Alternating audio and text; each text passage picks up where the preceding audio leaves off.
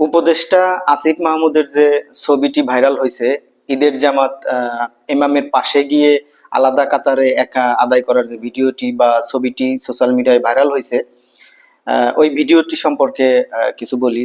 আসেন আগে অরিজিনাল যে ভিডিওটি, কি কারণে উনি গিয়ে ওইখানে ইমামের পাশে গিয়ে দাঁড়িয়ে নামাজ পড়লেন, আসেন অরিজিনাল ভিডিওটি আগে দেখে আসি।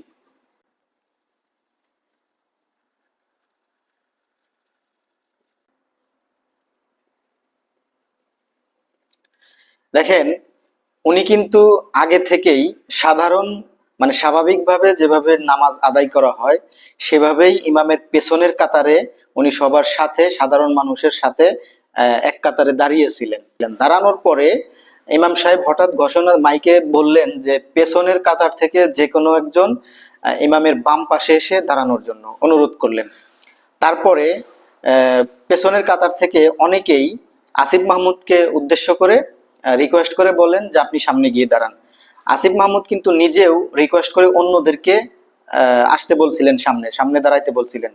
কিন্তু আসিফ মাহমুদ ওইখানে উপদেষ্টা এবং সম্মানিত ব্যক্তি হওয়ার কারণে সকলেই রিকোয়েস্ট করে আসিফ মাহমুদকেই ওইখানে যাইতে যাওয়ার জন্য রিকোয়েস্ট করেন এবং তিনি ওইখানে গিয়ে দাঁড়িয়ে নামাজ পড়েন। এখন কথা হচ্ছে যে এই ছবিটি যিনি আপলোড করছেন, দেখেন কিছু ইউটিউবার এবং কিছু সাংবাদিকদের কারণে বাংলাদেশে গুজব, অপপ্রচার এবং মানুষের মধ্যে একটা বিভ্রান্তিমূলক তথ্য ছড়ানো হচ্ছে। যেমন ধরেন, এই ছবিটি সোশ্যাল মিডিয়ায় ভাইরাল হওয়ার পর থেকেই সকলের মনে একটি প্রশ্ন যে এ আবার কোন ধরনের নামাজ, এইরকম নামাজ তো জীবনে কখনো দেখিনি, যে ইমাম সাহেবের পাশে আলাদা একা দাঁড়িয়ে নামাজ পড়া এরকম তো দেখিনি। সাধারণ স্বাভাবিকভাবে মানুষের মনের মধ্যে একটা বিরূপ মন্তব্য সৃষ্টি হচ্ছে।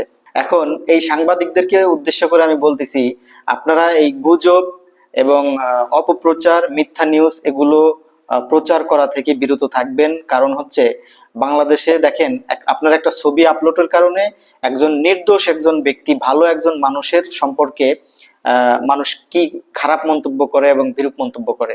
এজন্য আমি আপনাদেরকে রিকোয়েস্ট করব যে প্লিজ আপনারা সংবাদ যখন প্রচার করবেন দায়িত্বের সাথে এবং সঠিক নিউজটা প্রচার করার চেষ্টা করবেন, যাতে কারো কোনো ক্ষতি না হয় বা সম্মানের কোনো আঘাত না লাগে।